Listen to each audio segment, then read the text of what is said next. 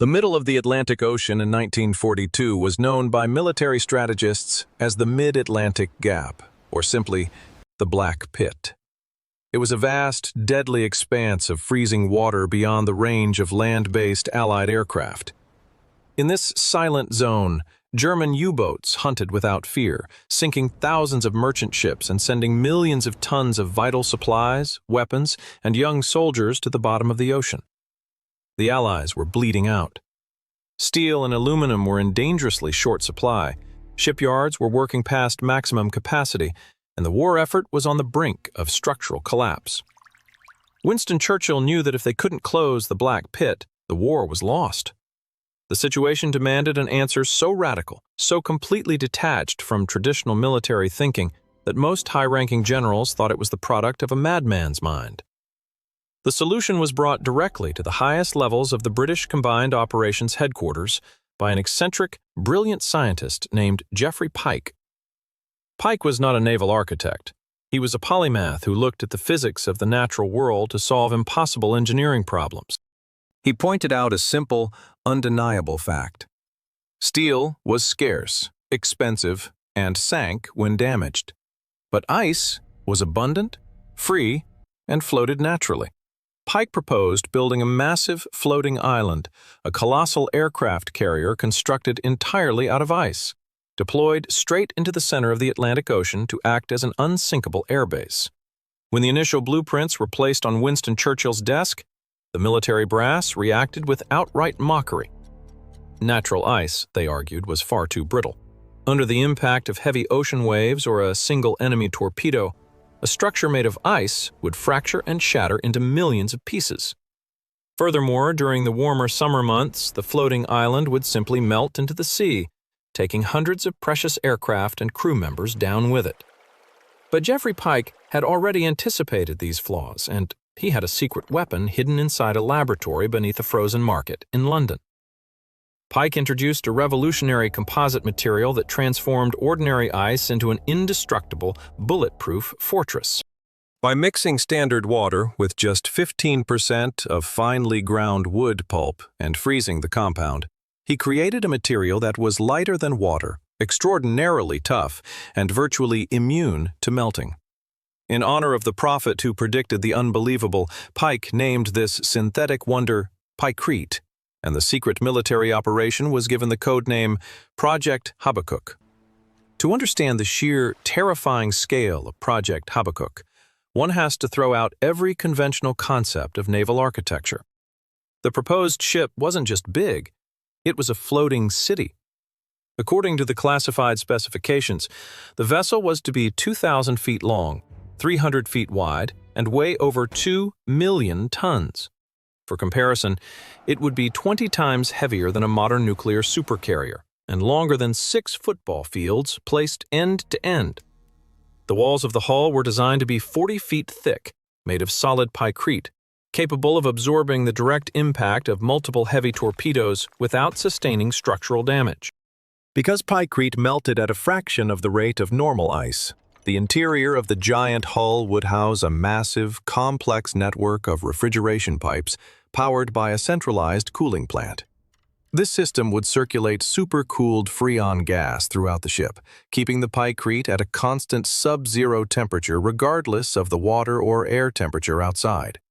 The flight deck was designed to be so broad and stable that heavy, multi-engine bombers, aircraft that could never dream of landing on a traditional steel carrier, could land and take off with absolute ease. It was, for all practical purposes, an artificial, mobile island that could be steered through the ocean at a speed of 10 knots. Churchill was completely captivated by the audacious insanity of the project. In the dark days of the Blitz, Pykrete represented the ultimate triumph of British ingenuity over brutal necessity. He issued a top-secret directive to his military commanders. Project Habakkuk was given the highest national priority. To test the physics of this revolutionary concept in real-world conditions, the Allies needed a location that offered absolute secrecy, freezing temperatures, and vast bodies of water. They found their laboratory deep in the Canadian Rockies. In early 1943, under the cover of total wartime censorship, a team of military engineers and elite scientists descended upon Patricia Lake in Jasper National Park, Alberta. To the local residents, the sudden influx of armed guards and specialized construction equipment was explained away as a routine cold-weather training exercise for mountain troops.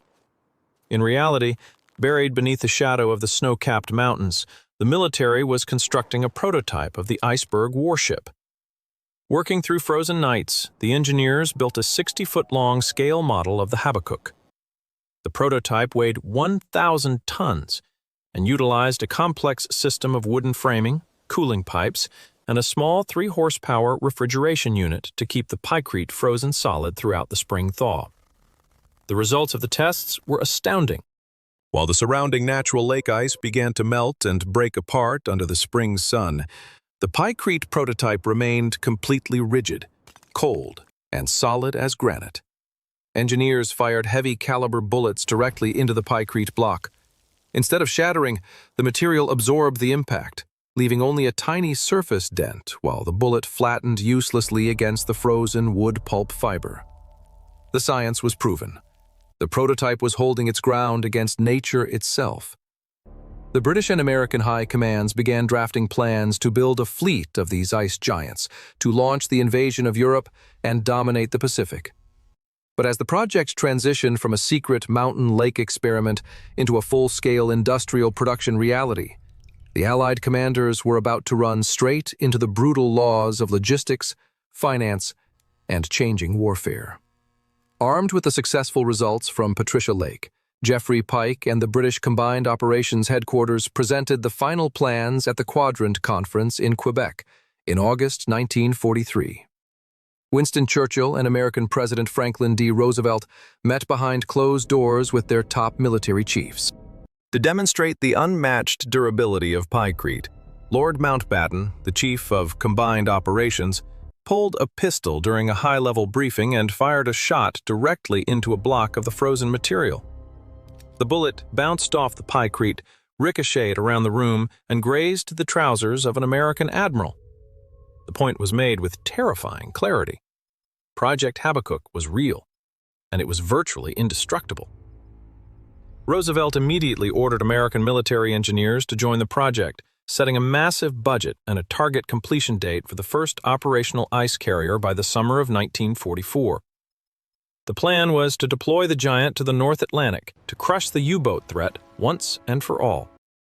However, as the joint Anglo-American engineering teams began calculating the sheer physical requirements for mass production, the grand vision of Project Habakkuk began to crumble under its own weight. The first major obstacle was the sheer volume of raw materials required.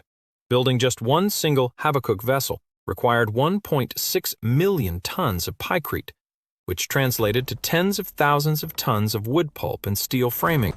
Despite Pykrete being made mostly of water, the specialized steel needed to construct the internal skeletal framework, the massive cooling pipelines, and the multi-story propulsion units exceeded the total steel allocation for several conventional aircraft carriers. Furthermore, the industrial infrastructure needed to produce the ship didn't exist anywhere on Earth. A giant insulation facility and specialized dry docks would have to be built in cold northern climates, requiring a massive workforce, power grids, and shipping lanes that were already stretched to their absolute limits by the war effort. The second issue was the propulsion system. Because Pykrete was an extraordinary insulator, keeping the hull frozen was surprisingly easy. But moving a 2-million-ton floating mountain of ice through rough ocean currents required an unprecedented amount of horsepower. Initial designs called for 20 external electric motor pods mounted along the sides of the hull. But naval architects soon realized that the friction and drag created by the immense submerged surface area would limit the ship's maximum speed to barely 7 knots. At that speed, the giant carrier would be a stationary target for heavy enemy bombers, and steering the massive vessel in Atlantic gales would be nearly impossible. While engineers struggled to solve these massive industrial challenges throughout the late months of 1943, the strategic picture of World War II shifted dramatically. The Allies were making massive breakthroughs in traditional technology. Longer-range Allied aircraft equipped with new radar technology and fuel drop tanks were finally able to patrol the mid-Atlantic gap directly from bases in Iceland, Greenland, and the Azores. At the same time, American shipyards were churning out dozens of conventional steel escort carriers at an astonishing speed. The deadly Black Pit, where U-boats had once ruled supreme, was rapidly shrinking. The urgent strategic crisis that had birthed Project Habakkuk was solving itself through conventional industrial power. In December 1943, the combined chiefs of staff held a final decisive meeting. The estimated cost of a single Habakkuk ship had ballooned to over $70 million, an astronomical sum at the time, and required resources that were desperately needed for the upcoming D-Day landings in Normandy. The decision was unanimous. Project Habakkuk was quietly cancelled, and all documents were stamped with top-secret restrictions. The secret prototype at Patricia Lake in Canada was stripped of its valuable machinery, refrigeration units, and wooden framing. The massive 1,000-ton block of Pykrete was left floating alone in the quiet mountain waters. It took 3 full Canadian summers for the indestructible ice structure to finally melt and sink into the dark, cold floor of the lake. Today, the waters of Patricia Lake are calm and pristine, surrounded by the quiet beauty of the Canadian Rockies. Deep beneath the surface, 80 feet down in the freezing water, lies a rusting underwater wooden framework and a historical brass plaque placed there by local divers. It is all that remains of one of the most bizarre and visionary engineering projects in military history. Project Habakkuk stands as an extraordinary monument to human ingenuity under absolute pressure. It proved that when faced with total destruction, the line between madness and brilliant engineering completely dissolves, leaving behind secrets frozen in time, waiting to be uncovered.